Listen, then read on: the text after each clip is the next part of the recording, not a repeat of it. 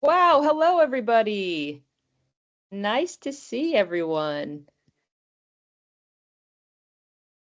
We are at the 30-minute mark, so I'm going to go ahead and jump in. Hopefully, some other people will join as they can, but let's get it going. Welcome everyone to today's webinar. We've called it Communicating During Critical Missions, How Technology Can Help Manage Workload. I'm Amber. I'll be the moderator today. We have a really insightful discussion lined up. We've been going back and forth about topics that we're going to be talking about, and I think this is a really good discussion today. It is featuring two experts with a whole range and wealth of information, experience, knowledge in both emergency aviation and in leveraging various operational comms technology from the very old school to the latest cutting edge. So with us today, Chris Whittington, although his nickname is Dick. So if you hear John calling him Dick and me calling him Chris, we are talking about the same person. Former search and rescue helicopter pilot. And then John Duke, head of aviation at Airbox Systems and a 20-year military pilot. So again, just to recap what we're going to be talking about today, we'll be diving into the increasing demands placed on air crew and their aircrafts, the management of this workload during critical missions. These two guys here know specifically about that and are going to speak in terms of their experience and also what they're witnessing, trends and new technology. And we'll look at also the limits of radio specifically and the role new operational comms technologies can play in improving safety and efficiently.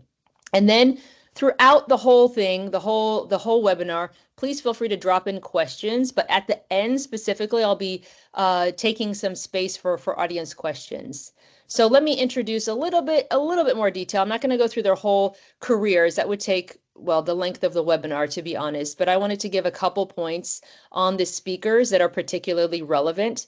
So Chris, what is super interesting about Chris, lots of things, but for the purposes of this conversation, is the range of technologies and aircrafts and environments that he's worked in. So from military search and rescue and a legacy clockwork old-fashioned aircraft, and we're talking 1960s tech, to single pilot in operational theater with and then without and then with situational awareness technology. So he can talk about the difference between the two, and search and rescue, multi-pilot, multi-crew with all the bells and whistles attached. So real range of experience. He's been doing this for a while. And then John Duke is my colleague here at Airbox. Like I said, 20-year career in the military. Initially as an air traffic controller before training as a pilot with the Royal Navy. He's also a helicopter pilot in both multi-pilot and single pilot roles across SAR and surveillance. And then the latest, before he's joined Airbox, the latest portion of his career, flying instructor teaching ab initio pilots. So he, again, very, very deep experience and a breadth of knowledge. All right. Let me, like I said, feel free to ask questions as we go along, but let me jump into the first question that I have, which is around increasing workload and around emergency aviation today versus 20 years ago. So, Chris, can I ask you to take yourself off mute? I'm going to start with you. You've been doing this for a while and at a really high level. Can you talk to us about the evolution of the demands placed on emergency pilots and how this has evolved from 20 years ago to where we are today? Yeah, of course. Well, good morning, Amber, first of all, and John, and thanks everyone else for joining us. Thanks for the kind introduction. Straight into it then. So from my personal experience, the core job hasn't changed. Okay, we take an aircraft to a scene, we do a job, be it search or winch, and then ultimately usually take that casualty onto a medical facility or a place of safety.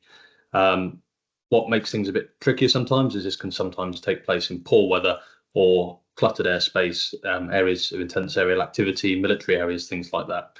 So where we've seen the most development in my personal experience from when I first started my career as a baby pilot to kind of where I am now, is how information on these complicating factors has changed and how the availability of it's changed, along with how the tasking develops and how that's communicated to us.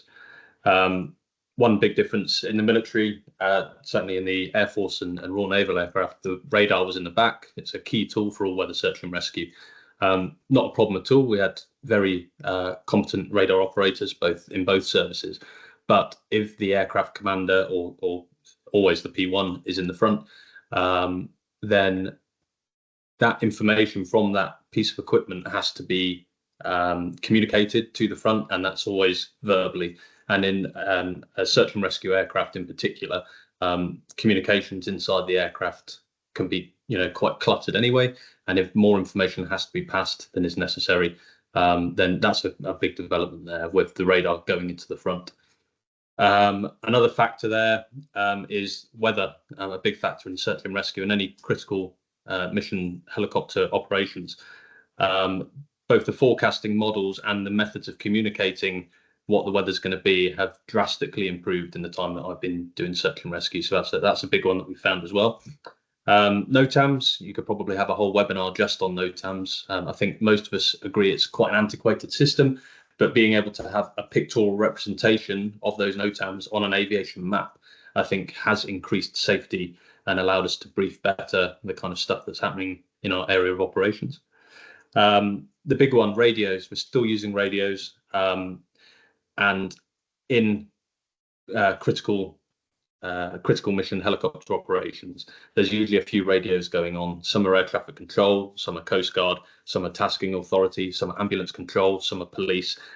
When you've got all these radios operating in an aircraft, it can really get quite confusing, can be quite a drain on capacity. So we've got the number of radios going on. We've got the limitations of radio communications, which is it takes the time it takes to say something to communicate that information. You can always have errors. If people are reading back numbers, grid references, locations, those errors are always going to be present, as they were 50 years ago, they are today. And for every time that's communicated through another agency, those errors can magnify and cause some quite significant problems. The other factor with radio communications is there's no filter. You can either turn a radio down so it's not sapping your capacity, but then you might miss a vital piece of information. If you have it turned up and you're not in a situation where you can receive that information, for instance, in the middle of a difficult winch or navigating poor weather, then that information can get read out to you. You might miss it, or in worst case scenario, it might completely distract you from the primary safety focus task you're doing at the time and create an incident. And then the final real point there is the external airspace that we're operating in has developed as well. The big one, particularly for probably of interest to the audience that we've got today, is drone activity. We're talking about, low-level helicopter operations, and drones were just not a thing 20 years ago. Nowadays, they present a real hazard. It's on the top 5 hazards for most operators, I believe. So that airspace that we share with other users has developed, and we have developed ways of dealing with that. So what this all amounts to is more systems management, more information coming in from more sources, and the potential for saturation. To put everything under one broad umbrella term is that information, and is the way that the job has changed. It's become a systems management rather than a core hands and feet piloting job, which maybe not quite 20 years ago, but a bit further, was what it ultimately was. That is super interesting, especially around the drones. And I hadn't thought about that with radio. You're right. It's either on or off. It's up or down. I hadn't thought about that either. Then to kind of bounce off of what you just said, with the benefit of having done this in real life, not just theoretically, but in real life for so long, what would you tell specifically a search and rescue pilot starting out today with regards to managing cockpit workload? As you said, it's a systems management job now. What are some tips and advice? Where do they need to focus and how? I'd say keep your eyes and ears open. Most people coming into search and rescue fresh would have likely, they would have either been working in the offshore environment, in which case they're going to be pretty swept up with multi-pilot, multi-crew type operations and SOPs. It's quite possible they're coming from a single pilot operation where a lot of people tend to build their hours. So moving into that multi-pilot environment can be difficult when you're used to doing everything yourself. So the trick is adhere to the SOPs of the operator that you're going to be working for. Particularly pilot flying, pilot monitoring roles, those need to be rigid, because the second the pilot flying takes their eyes off the ball, then you're at risk of something like CFIT, inadvertent entry into IMC. Second, the pilot monitoring starts drifting into the other role, then there's potentially going to be an airspace incursion, something like that. So both roles equally important, and it's, while there might be a bit of to and fro, that needs to be clearly communicated. Eyes in, eyes out calls, again, incredibly important. If somebody puts their eyes in to check on some mapping or a system that's inside the cockpit, the other person needs to have their eyes out. And if you're IMC, eyes out would equate to eyes on the instruments monitoring. If you've got multi-crew, if you've got people in the back, consider bringing one of them forward to monitor the pilot flying, while the pilot monitoring is getting involved in mission planning. You've got perfectly capable aviators in the back of the aircraft, usually highly skilled in this kind of thing. Get them to monitor. So think about what assets you have available. On assets that you've got available, automation. Most aircraft that you'd be flying for search and rescue these days have got automation. Use it appropriately. If the level of automation is too high and operating it is taking too much capacity, then downgrade a level of automation. Put the aircraft in an altitude hold, in a kind of present position hold, where it will just fly racetrack pattern if you're in clear airspace, while you sort your life out, get things together.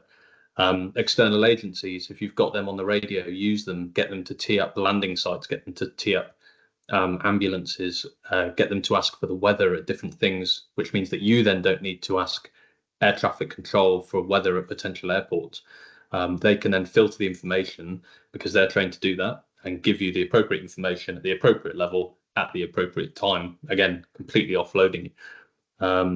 Ultimately, big picture, how are we getting there? What have we got to do when we get there? Where are we going afterwards? And how are we going to achieve each of those things? Weather, fuel, all these factors that tie in.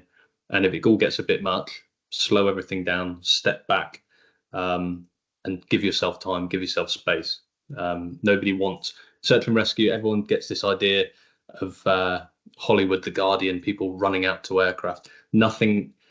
The speed is a byproduct of being well drilled and having good SOPs. Nobody does anything in a rush, because when we rush, we make mistakes. When we make mistakes, then ultimately the task won't get achieved. So don't have this idea in your head that everything needs to happen super fast. It's a byproduct of good training. Okay, that's super valuable. John, can I ask you to tag in the conversation quickly? I'd like to turn to technology solutions specifically for operational communications. So can you just do us a favor and level set on, just for the benefit of this conversation, just level set on what operational communications means from a pilot's point of view? I'm conscious that this can encompass, as we've been talking about, tons of different tools, things that you have to monitor. But from a pilot's perspective, what does the optimal operational communications look, or maybe even feel like, and how does technology improve that? Sure. Yeah, I think Chris probably alluded to this sort of in broad strokes earlier on, and he touched on sort of extrapolating out or sort of bringing it out to a really high level. The three sort of priorities are safety, effectiveness, and efficiency. And I think operational communication and very effective operational communication, particularly in what are or have the potential to be quite high risk operations, has to contribute to one of those priorities in that order of priority. And really what it comes down to, and you think about when you talk about those two words, operational communication, you're clearly talking about the passage of information between one human being, one decision maker, and another decision maker, who are both trying to get to the same successful outcome. And in the operational sense, it's there are things at stake. There's a reason that those decisions are being made. There is a driving factor there and a necessity, whether that's at time, a temporal necessity or a spatial necessity. There's some kind of necessity. And so really boiling that down, what I think it comes down to is effectively developing and sharing an accurate mental model, so that everybody's actions in that crew, in that wider team, are going to be slightly different, but they're all going to be contributing to the same thing, because they all have the same shared understanding, and that shared understanding is as accurate a representation as you can get to what is actually happening around them, and what the likely repercussions of those things are. And so in that sense, we have some limitations within which we need to work. We can't generally increase the speed of the human brain in that moment. That you can argue that training, preparation, standard operating procedures, all of those things contribute to enhancing the capacity of the mental capacity of a human being, but in the moment there's not really much that we can do to increase the processor speed, so to speak. But what we can do is we can work in the gaps between the people, and we can increase the accuracy of the information being passed, and we can increase the efficiency with which it is being passed. And this is not necessarily strictly a technological undertaking, because this is something that has been developed. For sure, technology has always existed. I'm not necessarily talking about microprocessors, but even in the purely human domain, in aviation at least, there has always been an effort to increase the efficiency of communication between people when in these operational contexts. And the example of that really springs to mind is the concept of brevity, or some people might know it as con, which is a particular language that crews use when they're communicating with one another. And it is, there are books on it. You can, and they're pretty thick books. There is a long list of words and phrases that are part of the aviation language, so to speak.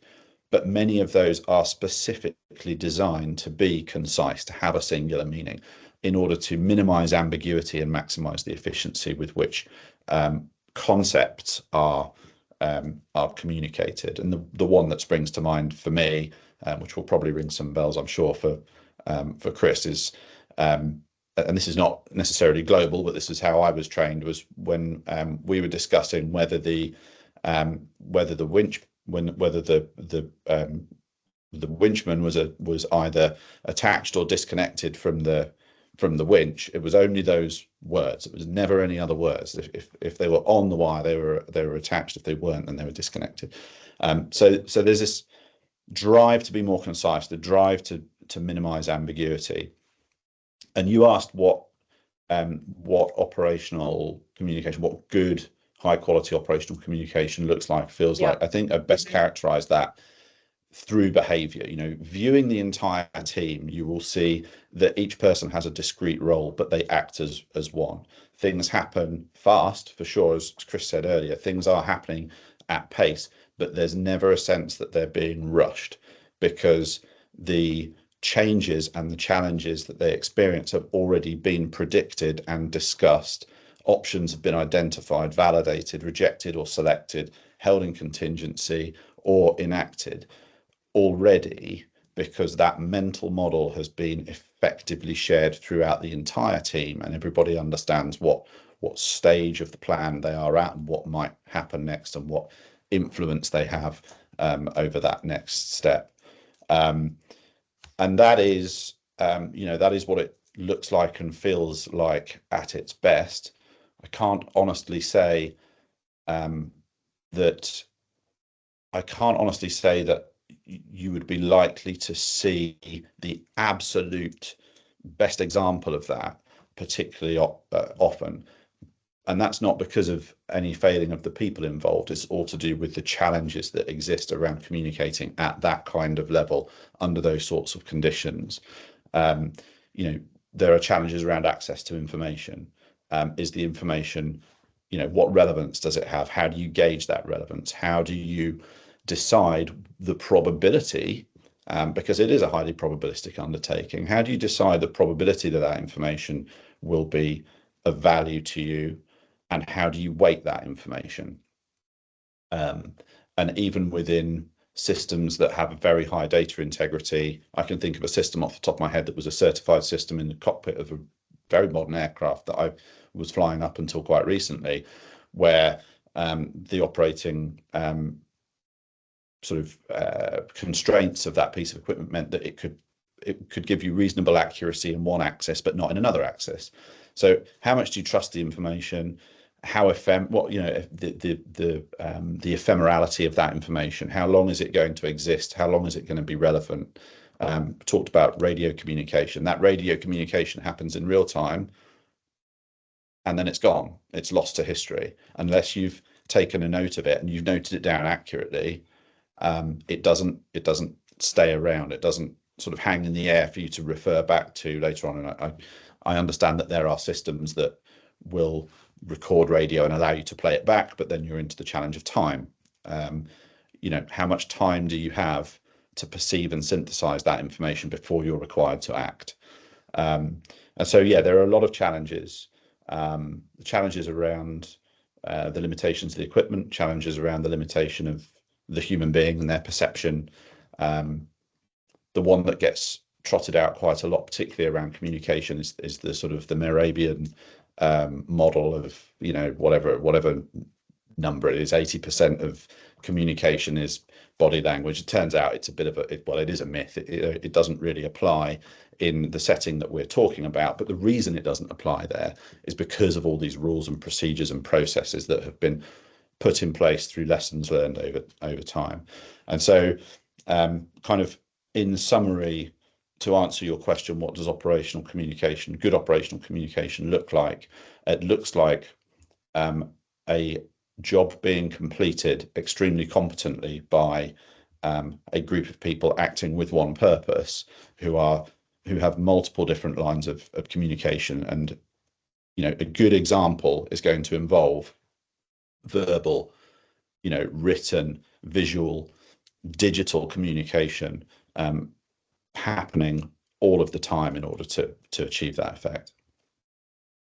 Yeah, okay. Thank you. That I'm super interested in the idea of the mental map that you said. I think that's what you referred to. Chris, can I turn back to you for a second? And I don't want to anchor your answer, but I would love to hear more from your point of view about the mental map and what that means, everyone else having the same mental map, and what can happen when they don't. So kind of with this in mind, can you give us maybe a lived experience about something that's gone either super well, maybe not so well, and how prominent or how frequent issues arise with just people not being on the same mental map? But I mean, this is in a bunch of different sectors, but what it means for your, you know, emergency search and rescue, what does that mean and how does it manifest itself?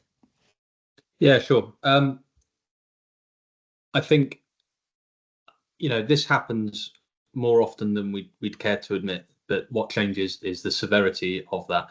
If it's a not too complex operation, be it search and rescue, HEMS, police, with minimal number of partner agencies involved, then keeping that mental model similar between the various agencies is easier, because there's less communication going on. There's less steps where errors can be introduced.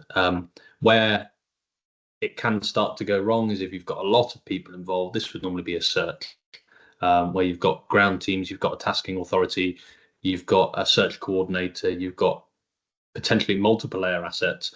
Now, not all of the assets involved would necessarily have the same radio fit. So you're trying to communicate across different radio frequencies using different SOPs, with varying degrees of training. You know, some mountain rescue teams are voluntary organisations. You know, fantastic organisations, but the members would have differing levels of availability to get their training done and things like that. Likewise, you can have agencies that have wildly different SOPs from others. So lots of areas where you can get errors coming in, and that mental model can then start to diverge. The classic, which I'm sure a few of the audience members, if they're involved in the industry, would have seen is grid references being transmitted incorrectly. And we have all done it. If you haven't done it, you're going to do it. Just one number out can make a difference of hundreds of meters. If you've got particularly difficult terrain, hundreds of meters can mean hours of wasted search time, of assets being in the wrong place at the wrong time.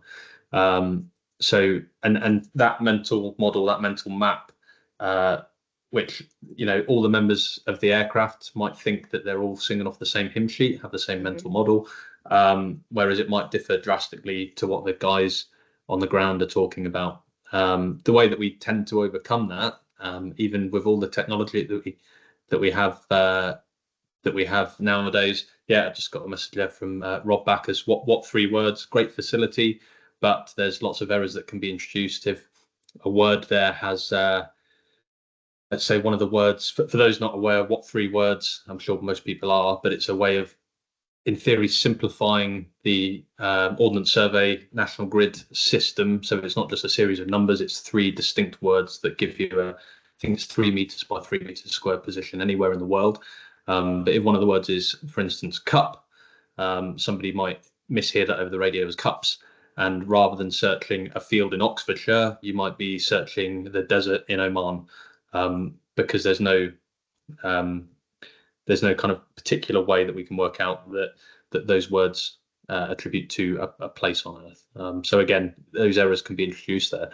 But back to my previous point, the way, even with all the technology we have nowadays doing these various jobs, if we are working with ground teams, more often than not, where we can, we will land on and get one of the tech crew guys in the back to take a map, be it digital, be it a paper map, out and talk to whoever's coordinating the ground teams and have a discussion over a tabletop brief, essentially, over a map, because there is next to no chance of an error being carried forward there, because if you point at grid reference, they can say, no, not there, it's there.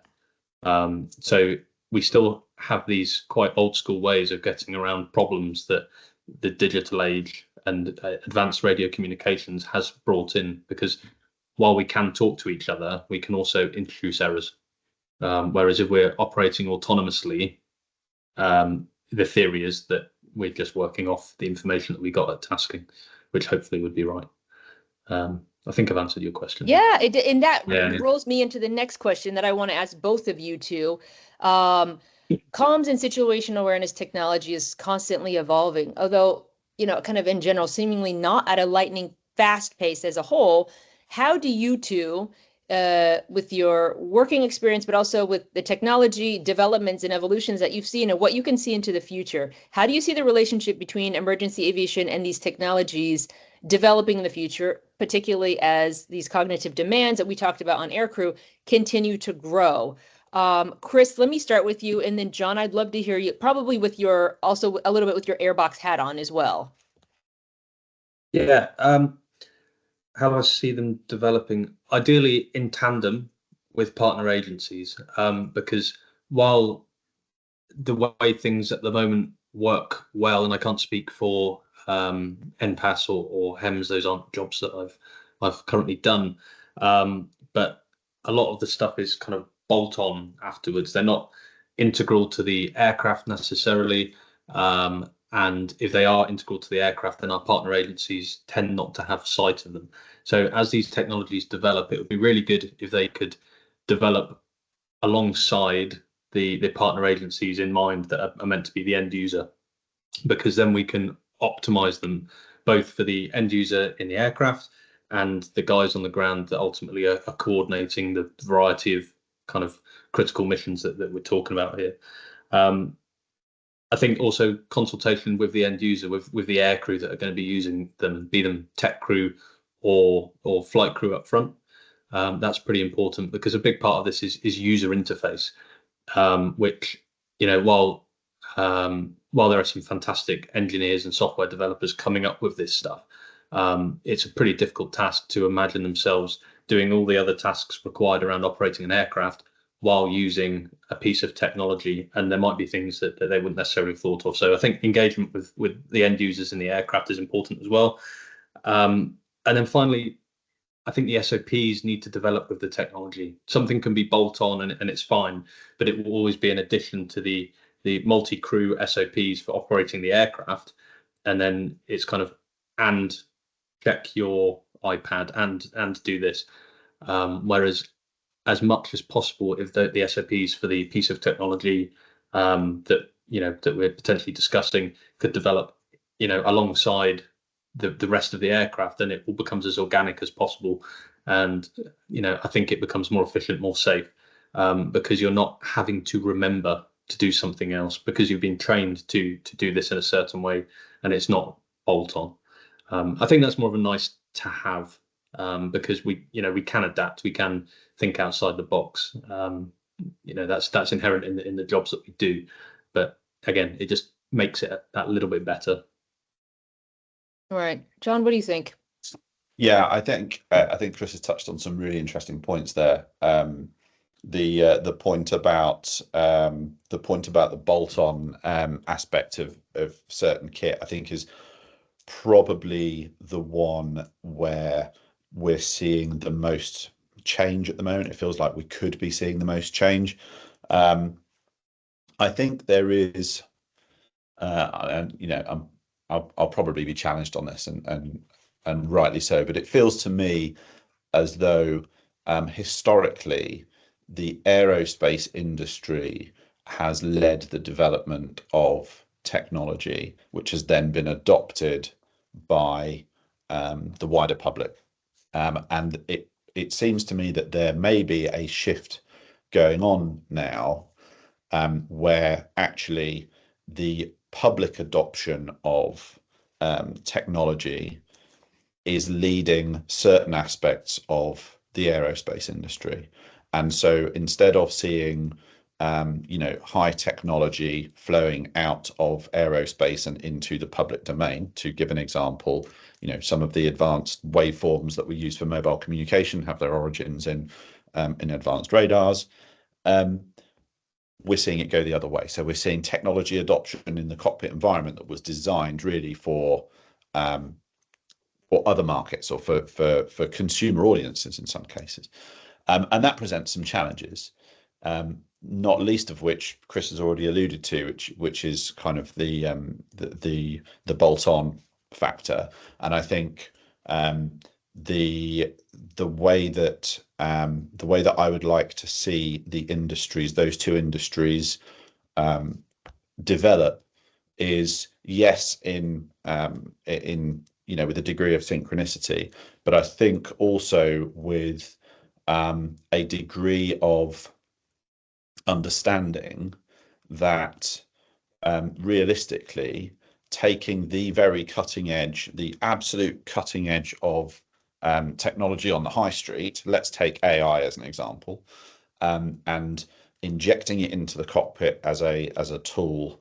at a very early stage in its development, has risks as well as, and challenges as well as, potential opportunities.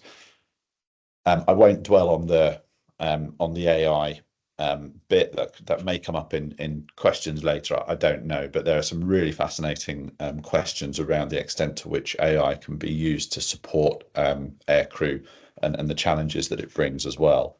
But I think Chris also touched on another really interesting trend, which is the increased access to the air that increased access to the air, full stop, whether that's members of the public, other agencies, or whomever. Again, it comes with opportunities, which we're seeing in the deployment of drones, both in search and rescue and policing and other parts of the emergency services. But it also comes with challenges in that, understanding when drones bring the potential for that air picture to change, that mental model that you've built, the the time of validity of that mental model is going to be ever shorter, because the responsiveness of those uncrewed systems is going to be so much faster. Yes, they can't go as far or potentially as fast as crewed systems, but they can certainly launch and land a good deal faster. They're harder to detect, whether by a human being with the Mark 1 eyeball, or with some other sensor. And typically they operate in the technology domain, so they are they are transmitting their location, but the means that they are using to increase their conspicuity are electronic and digital rather than human. And so you then have yet more information, and that kind of brings me on to the third trend, which is the absolutely staggering increase in the availability of information that is now being made available. And again, much like AI, and these two sit very much in tandem in my mind. While we have this concept of everything as a sensor, the Internet of Things has filled the world with sensors from which we can potentially glean unlimited insight about the world around us, making sure that there is some sort of filter. We certainly can't take all that information and say, great, and then fire hose it into the cockpit, because that is going to result in a huge amount of overload for the crews.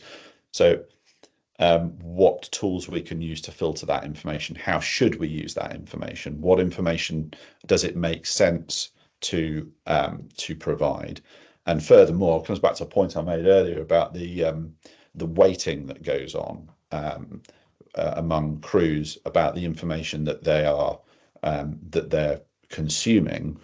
When you have ever more information from ever more sources, historically the information that has been allowed access to the cockpit has been, that access has been restricted, and that information has been vetted to a very high standard, so that we know exactly the source of that data and how accurate it's likely to be. Now that we have all this other information, we have to either find a way of vetting it, which I would argue is highly unlikely that we're going to be able to vet all that information to the standards that for example certified systems are able to achieve. But we have to provide some sort of indication, some sort of guidance for crews on what they can trust and how much they can trust it, and what weighting they should apply. So from a technological point of view, I've probably made it sound like there's a huge number of challenges, but I genuinely do see it as opportunity as well. But I think Chris hit on the core of the issue, which is that both of those industries, they need to understand where the crossover is and ensure that they are advancing. I won't say necessarily in lockstep, but they at least understand where the other one is as we aim to incorporate and integrate these technologies into the aviation environment. Awesome. Guys, thank you so much. Are there any questions? If not, I know I've got two others that have been asked kind of in our Airbox universe from different users. Does anybody have any questions here? If not, I'm going to crack on. We have a couple more minutes. So I'm just going to move forward with my questions well, they're not mine, but other folks' questions, if there are none here. If you have one, feel free to drop it in the chat. We have about, let's say, 5 minutes left. Chris, I've got one for you. John, I've got one that's probably more appropriate for you. Chris, how do I mean, you've touched on this, but how do pilots stay connected during high risk operations when communication infrastructure is just lacking?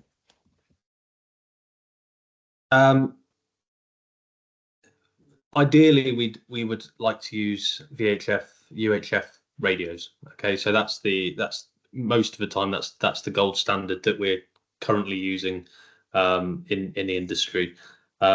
I've operated in quite a remote part of the UK and quite a long way out to sea. At that point, those communications get difficult. On top of VHF, UHF, we also have Tetra radio, which is the similar system to what ambulance and police agencies use, and that can be pretty good as well, nice and clear. As soon as you get into kind of more mountainous terrain or a long way out to sea, then those communication methods start to fail at various ranges and when they're terrain masked. So we end up falling back on the old favourite Hotel Fox HF, which again, when it works, it's fantastic. We've been using it for decades, but again, that infrastructure is starting to fail, and it's really kind of a 50-50 flip of the coin as to whether it's going to be a good day for HF or not. The other options we've got are sat phone, which has been available in multiple aircraft that I've flown, which is fine for kind of low key, low urgency messages. If you wanted to pass, for instance, an ATMIST, a patient update to a hospital that you're planning on receiving a patient that you've got in the back of the aircraft, then in a kind of low intensity time of the flight, then you can dial the accident emergency unit at the hospital and make that call and pass the information via sat phone. What it's not ideal for is for passing out a mayday call. For instance, if you're 180 miles offshore and you get a problem with the aircraft, you don't want to be typing in a 10-digit number and calling somebody for help. It's there, and if you've got a bit of time, then it will do the job, but it's far from ideal. So in those situations, ideally, you have a top cover aircraft to allow you then to go back to line of sight comms using VHF, UHF to pass messages through a top cover fixed wing aircraft. Likewise, if you're in the mountains, then you're really back to relying on line of sight communications with ground teams. And even these days, we're still back to, we can't quite hear the mountain rescue team. Let's climb a bit, or let's just fly around this ridge when we'll be back to line of sight comms. So there's no real easy answer to your question. A lot of the time, we rely on old school techniques, either land on and have a face-to-face discussion, make sure we're not terrain masked, or get a top cover aircraft in to provide those line of sight comms. But in the more difficult areas, it's still very much a problem. But it is a problem that we're aware of, and it's a problem that we have techniques to overcome. But the situations still do occur where crews are out there and they've got nobody to talk to. Right.